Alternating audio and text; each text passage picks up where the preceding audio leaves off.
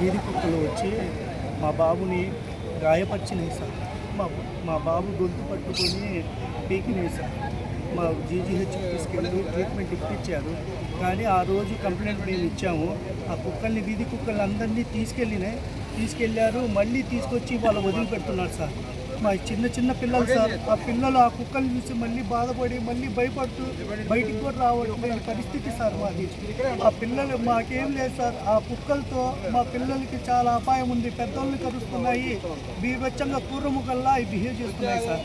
వాటికి తగిన ట్రీట్మెంట్ ఇప్పించి ఆ కుక్కలు అక్కడ మళ్ళీ వదిలిపెట్టకుండా చూడవలసిందిగా జేసీ గారిని కలిసి ఇప్పుడు మళ్ళీ వినతి పత్రం అందజేశాం సార్. దయచేసి ఆ పిల్లల్ని బతికించండి సార్. ఏదో కోర్టులు అంటున్నారు, కేసులు అంటున్నారు.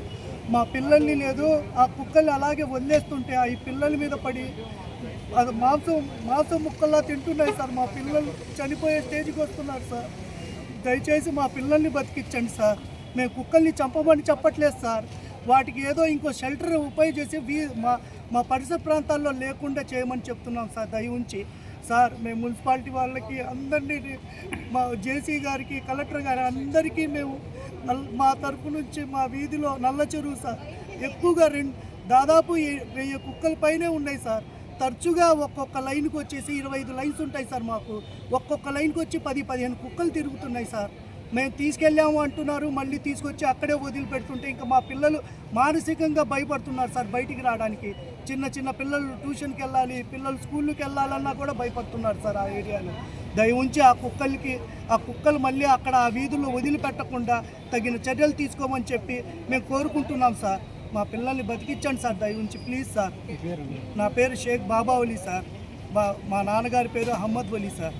దయించి మా పిల్లల్ని మాత్రం కాపాడండి సార్. మా రిక్వెస్ట్ ఒక్కటే సార్. మాట్లాడతారమ్మా.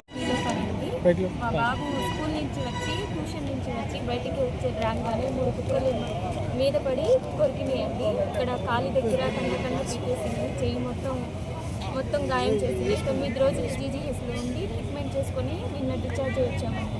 మేము కుక్కల్ని పట్టుకెళ్ళి మళ్ళీ తీసుకొచ్చి అక్కడే వదిలేస్తున్నారండి. మా అబ్బాయి లాంటి వీళ్ళ అబ్బాయి లాంటి పిల్లలు ఇంకో అబ్బాయి రాకూడదని మేము ఇప్పుడు ఇవాళ వచ్చి అర్జీ పెట్టామండి. నా పేరు షేక్ నీలోఫర్ అండి. కలెక్టర్ గారు చెప్పారు కదా ఏమన్నా? 6th లైన్లో 3 కుక్కలండి ఎగబడి కొరికినాయండి. ఈ చెయ్యంతా గాయమైంది. ఈ చెయ్యంతా కలిసాం. యాక్షన్ తీసుకుంటాం, మేము మాట్లాడతాం అంటున్నారు.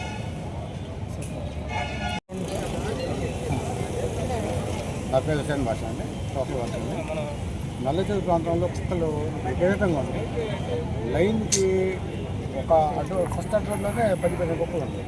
అట్లా 3 అడ్రోడ్లు ఉంటాయి. లైన్కి 50-100 కుక్కలు దాకా ఉంటాయి. 25 లైన్లు దాదాపు చాలా కుక్కలు ఉన్నాయి.